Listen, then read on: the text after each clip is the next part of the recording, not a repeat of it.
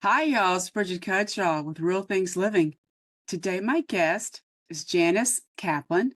She's the author of many popular books, including the New York Times bestseller, The Gratitude Diaries, and her newest book is What Your Body Knows About Happiness.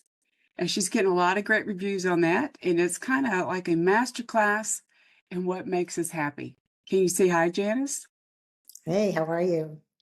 I appreciate you taking the time, and I definitely resonated with this what you were writing in that book because I've always had that. Excuse me, they say the word intuition, but it's what your body is kind of feeling, right?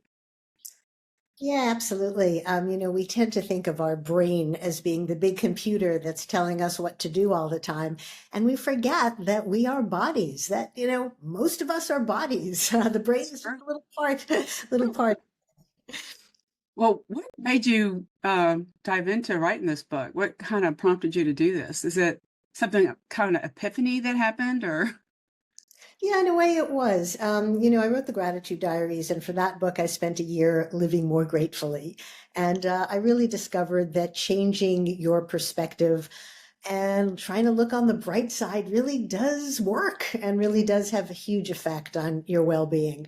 But not every day is perfect. And for me, there was actually a day I was traveling, and you know how everything can go wrong when you're traveling and the flights are yes? and everything is a problem. And I'll spare you the details. You've all been there. But so there I was in an airport and just getting more and more tense. And I decided, okay, I'm the gratitude lady. I'm going to do all my little gratitude tricks.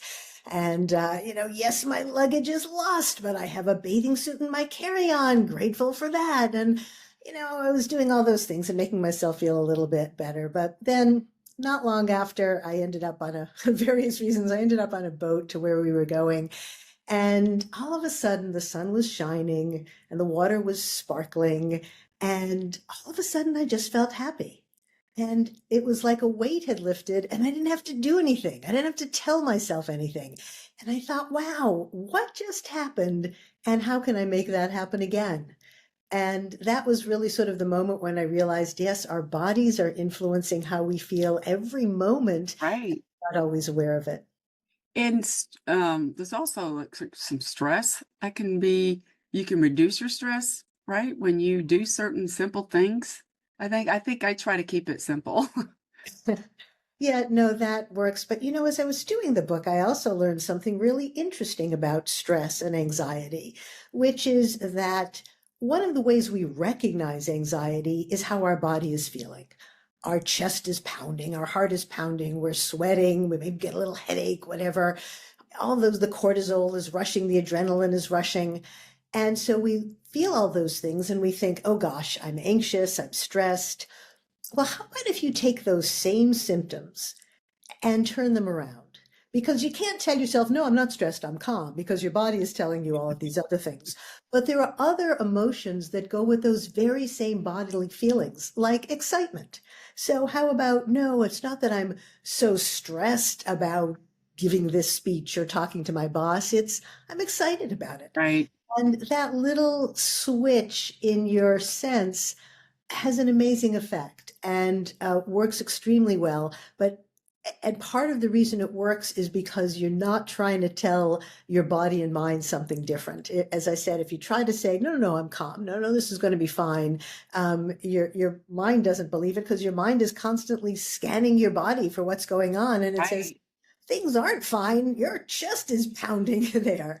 But if you just change the interpretation, that actually does work. And smile. Another thing as you're talking made me think of one thing I read in there about looking down. You mentioned to look up, and I've noticed a lot of people walk and they're looking down at their phones Right. rather than focusing on their environment. I think that has a perspective, right? Your environment that you're in. Absolutely. It's two different things going on there that you're absolutely right about. The first is your environment and the things that you see. So our brains may be smart, but they're also kind of always a little bit lazy and looking for the easy way out. And so if they're not stimulated, if your brain isn't stimulated or seeing something new, it's just kind of not going to pay attention. And if you're staring at your phone or you're always taking the same path down the street or driving the same way, you kind of go on autopilot, right? You don't pay attention when you're driving to the grocery store. But if you stop and you look up and you pay attention to something and you notice the facade of the building that you hadn't seen before, or you smell a flower, all of a sudden your brain gets stimulated in a different way. And it's especially true if you do something new, drive in a different, something as simple Yes. as drive in a different street or go to a farmer's market and buy a fruit that you haven't tried before and Right. taste something new. And those new sensations just fill you with a different sense of well-being. That's Um, something. Yeah, I was gonna say I learned from my husband. He likes to we do like to explore and do adventures, but he does that, what you just said. He likes to take different routes home. And that's just what it's his driving sensing, right? He just wants to see different things. And then you learn about new businesses, like little local restaurants when you do that kind of stuff. Yeah, it's such a simple trick, but I think your husband is right. It adds a little, it's a simple way to add some excitement. But the other point I wanted to make about Sorry. looking up, as you said, is that there is something about posture. So talking about it, I'm going to sit up a little straighter here, because there's great research that shows that when you sit up straight, when you hold your head up, you actually have more access to positive feelings. Oh, Think about it. When you're depressed, you kind of naturally slouch, right? You slump forward, you put your head forward. And so that becomes what your brain recognizes. When it sees you slouched, it goes, oh, we must be depressed here. And when you're sitting up, you feel better, you think differently. There was a doctor who I interviewed for the book named Eric Pepper who's done this great research where he found that you actually, if you sit up and you try to think about a great experience from your past, you're immediately going to think about something positive. If you slouch and you try to think about something from your past, you're probably going to think about something negative. that's true. It just enables something in your memory, Right. in your SIM card. Sorry. Your brain. You could call your brain your SIM card and how you're keeping all the information. Well, it's another thing I remember reading in your book. I don't know who made this quote, but how curiosity is a superpower. I remember reading that in your book. I can't remember who the quoted it, but I like that. I think curiosity is important for me to be more positive and happy because I like to, one of my sons likes to take things apart because he's curious. Yeah, I think it is great. And I think one of the ideas with that is to recognize how your body is feeling. So I think the person who was talking about it was actually talking about it in terms of food and eating and some addictions. And so when you feel like, oh, I need some chocolate right now, instead of rushing and getting the chocolate, stop and think about it. Be curious about it. Go like, what's going on? Why do I feel that way? And what's happening? And just sort of explore your own body and your own sensations a little bit more. People are always telling us to listen to our bodies, which is a great idea, except it's really hard sometimes to understand what they're saying. And Right. so I think that's where that curiosity as a superpower comes in. If you really try to figure out what's going on, why am I feeling in a certain way? Why am I wanting something? It can have a profound effect on how you actually do feel. That's true because I definitely can get want to eat dark chocolate too much sometimes, but you have to pause. Is that the right word? And think about why do I want to do this? So that's a good point. You need to figure out in that moment, and every day is a little different, right? It's I don't know. I'm just so glad that we connected. And another thing I want to ask you, there's a lot of you mentioned it about holding a cup of coffee or a cup of tea, how that can make you kinder, right? I thought that was interesting. Isn't that amazing? That was research out of Yale, and it was an experiment that I really loved, where they invited volunteers to come in and they were going to describe to them certain people and ask them to evaluate them as to whether they thought they were warm or kind or whatever. And without making it clear to the volunteers, they gave some of them a cold cup of iced coffee to hold ahead of time, and they gave others a hot cup of coffee. And the people who were holding the warm cup of coffee identified the people as being much warmer and kinder than those who were given the iced coffee. Now, it sounds a little bit crazy, but right again, it is that idea of our bodies are sending information. They're sending cold or warm signals to the brain. Similar research has been done with a professor who's now, I think, at the University of Michigan, and he found that people negotiate harder when they're sitting in a hard chair versus a soft chair. Soft chair, soft heart. And it was actually great research where it was in terms of negotiating a car price. And the people who were sitting in the hard chair negotiated a much better price and negotiated much harder. Again, it's those kind of tactile sensations that we aren't necessarily aware of, but that are sending such important messages. There was another study where people who were given a resume rated the person on the resume much more positively if the resume were on a heavy clipboard versus a light clipboard. Somehow it gave the sensation of a heavyweight versus a lightweight. And interestingly, we get tricked with this stuff all the time. Car companies understand that. They put weights in the doors so that when you're buying a car and you slam the door, you get that sense of a firm, solid door, because we just have a sense of solidity that way. So all of these sensations, once you're aware of them, become kind of fun and kind of exciting to realize that sometimes our brains are living in the metaphors of our bodies. You brought up the word tactile, I think, and I think why I maybe a lot of people, not just me, prefer a physical book because I think the texture and you're holding it. I think I learn or I am more engaged with it if I'm actually holding it rather than reading it on a iPad.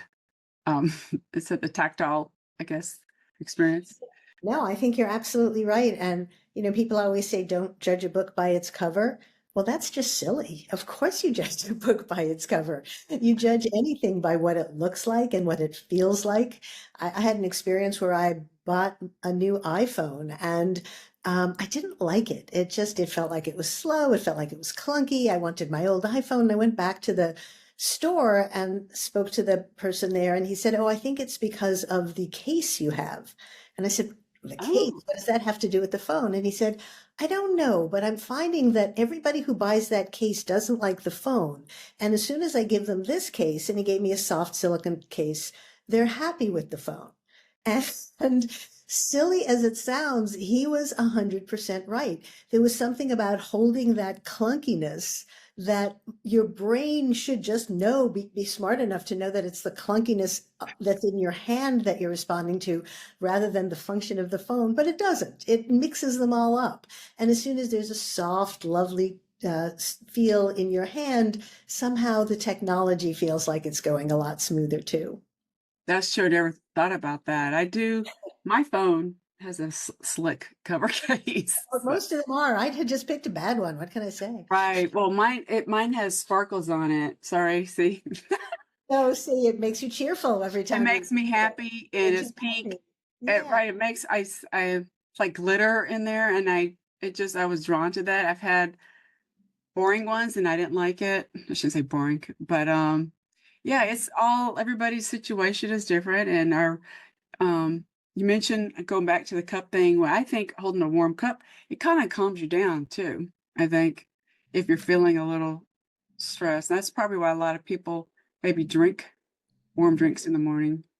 Well, you know how the English believe in a cup of tea for anything, any problem? Would you like a cuppa? Um, and uh, Yeah. and they're probably right. There is something very soothing about warmth. There was another. I don't mean to keep throwing experiments at you, but there was another interesting piece of research where people were playing video games, and the video games were set up so that their avatars were ignored after a while. I think it was a basketball game, and after a while, their avatar didn't get any uh, balls thrown at them. So this is just an avatar. It's not even a real person, but essentially their avatar was left out in the cold. Oh, And right. And the people who were in that position afterwards, they were asked if they wanted hot soup, I think, or a Coke. And the people who had been ignored, who had been left out in the cold, wanted the hot soup. And the people who were playing vigorously, even though it was a video game, it wasn't like they were being more athletic, they wanted the Coke.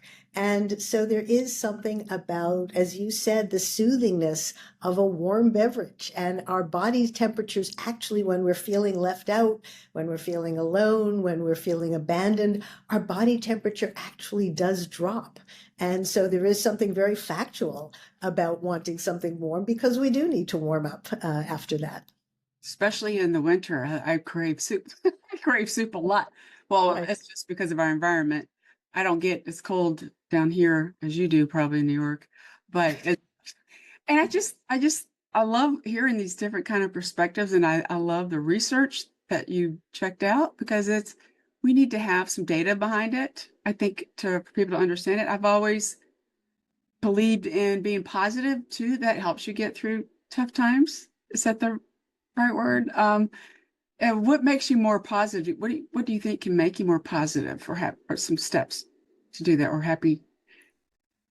Well, I do think I do think there is something that from the beginning of the idea of changing your perspective, trying to think about things from a different way. But I also think, as the point of this book is to try to put yourself in. You mentioned environments. Try to put yourself in a different environment that is going to inspire happiness. There's lots of research showing that being outside, being in nature, has a huge positive effect on you. And that very first story I told about being being on the water, water seems to be one of the most important things in changing our sense of well-being.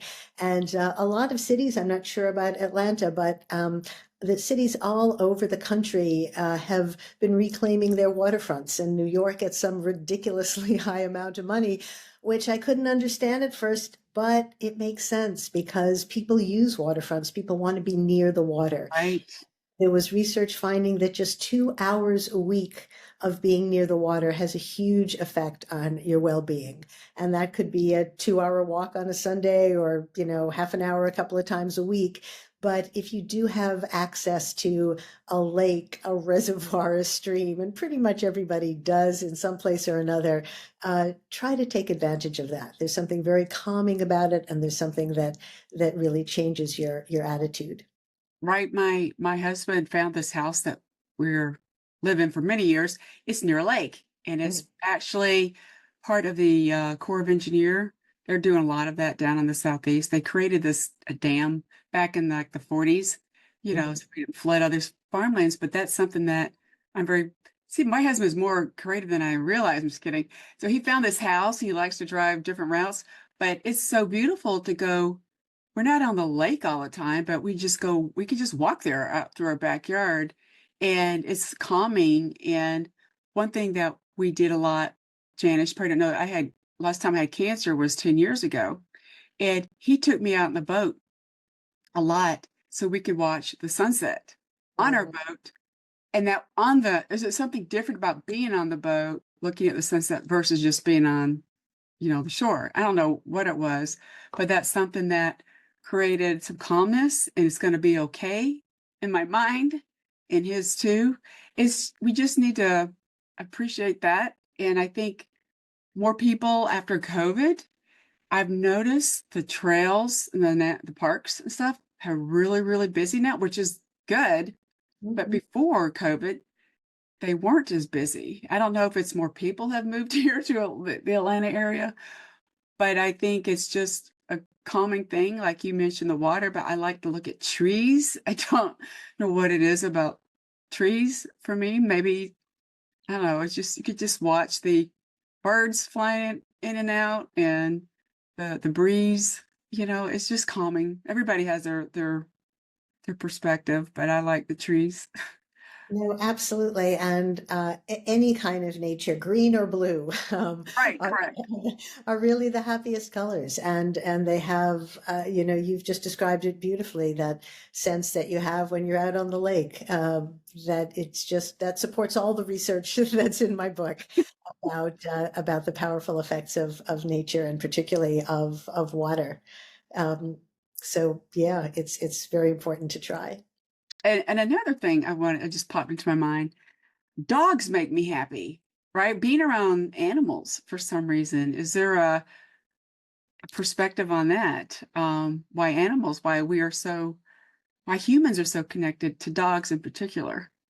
Well, there are lots of reasons on that, but one of the things is again the tactileness. I Mm. talk in the book about I was interviewing a celebrity, and you're a little anxious or excited when you're doing that, and her dog jumped up on the couch next to me. It was a beautiful dog, and I just started patting it, and the dog curled up and sat on my lap and sort of fell asleep. And the person I was interviewing was apologizing. I'm so sorry. He doesn't usually do that. Can I get him down? And I said, no, this is lovely. And it made me so calm during that interview to just kind of be patting this beautiful animal the whole time. And I thought afterwards, well, if it had been a sheepskin coat, would I have felt the same way, or just something that felt the same way? And obviously not. There's something about the warmth. There's something about the feeling the physicality of the animal under you, and that bond that you feel. But yeah, that's very real and very special. There's a documentary that came out this year called on Netflix. It's called Inside the Mind of a Dog. And I Mm, think they have evolved to help us humans in a way because we needed some support, um, and a lot of people use them for emotional things. I've always had a dog, just my parents have always had dogs. And so I grew up around a yeah. dog. So that's my normal, right? Um, I'm not a fan of, I shouldn't say fan of cats, but there's a different kind of, you know what I'm saying? There's just, they be with humans for a different reason than a dog. Um, Right. but But you know, I'm sorry, go ahead. I was just going to say, dogs are used in many hospitals, True. and in especially in children's hospitals, with to just give children that sense of connection and that comfort of just of just love and texture and something close. You're right. A dog with more fur. I have two Pyrenees, Great Pyrenees. They're a lot of work with the brushing aspect, but they're just so I don't know, they're just so nice to everybody, right? Now they're not going to be nice to a wolf, but they're nice to other humans. And I learn a lot again by people just being around how they act around dogs. Like some people are afraid of dogs. I don't, maybe they were attacked. There's just so many ways, the way we grow up with our experiences, how we want to be happy. And I'm so glad you used that word happy because I've seen some people talk negative about being happy. Why do you think that is, Janice? Talking negatively about being happy. I call them Debbie Downers. You know what I'm saying? Well, the only thing I can think of is after the gratitude diaries, I gave a lot of talks around the country, and invariably at the end of one talk or another, somebody would stand up and say, my friends all think that I'm just negative, but I think I'm looking at the world rationally, and they're just looking at the world through rose-colored glasses. Yes. And I would hear that all the time. And I would say, why do you think negative is more rational than positive? And how is it that we've come to associate being negative or cynical with being intellectual or being smarter or seeing things more clearly? Seeing things positively is actually a great gift that we give ourselves and we give others. We can't change, as you well know, we can't always change the events of our lives or the things that happen, but we can change how we choose to feel about them. And we can change the things that we put around ourselves to feel differently about them. So I, when people tell me that I'm just not wired that way, I'm just not wired to be positive, I want to say, I try to be polite, but what I want to say is, well, rewire. It's not, wiring is not something that can't be changed. How we can choose how we want to think about Yes. it. We can choose what our wiring looks like. And I think those are just, they're excuses, and they're a mistake, because we're responsible for our well-being, and wanting to see the world in a better way and approach it more positively can only lead to good things. You can't look for positive change when you're feeling negative. That's true. I'm glad you confirmed all that because for some reason it is a choice, right? But you have to find a way, in little steps in your book, like keeping it simple to Mm. add these little things to be happier in each moment where you can. And it's not perfect every day, right? It's not. And I think I'm guilty of being trying to be perfect when I was younger. Well, I think the choices you make are so important, and even that pretty background that you have there with the green leaves behind you. And we were talking about nature before, and there's research that shows the power of flowers, and it may go back to our ancestors in our evolutionary times when people were out in the fields, and flowers meant berries and fruit were on the way, and so they gave a sensation of being positive. But get some inexpensive flowers at the grocery store and put them in the house, or put a pretty background like you have behind you to just remind you of things flourishing and life flourishing and things being pretty. And you don't have to do a whole lot. It just naturally then changes how you feel and what your attitude is. I like that it's little steps and not just forcing you to make major changes. I think that's why people are afraid. I should say that. And is there's one, I have one more question. What is one big takeaway that the listeners can have from you on what you recommend for being happy? I know you mentioned the choices and stuff. Is there any other takeaway for them? Be aware of what your body is telling you, and read the book and find out some of the very surprising messages of the things that your body is responding to. Put yourself in the places that make you happy, and surround yourself with the things, whether it's the architecture that brings joy, the soft pillows in your house that make you smile, the flowers. Just those little steps can have a really big difference. And it's worth trying them. It's worth taking a little time to understand what's going on, how you're being affected, and make those changes. That's true. So, Janice, where can people learn more about you? What do you recommend to go to? Well, my website is just www.janicekaplan.com. And the book is What Your Body Knows About Happiness. And I think you can pre order it right now. On Amazon, right? Well, this is very insightful. I'm so glad that we connected. And for those that are listening, I'll include the link that to Janice's website and the link for her book on Amazon. So thank you again, Janice. This has been really awesome and very therapeutic. Great. Well, have a happy day. Thank you. Right. Have a happy day, everybody.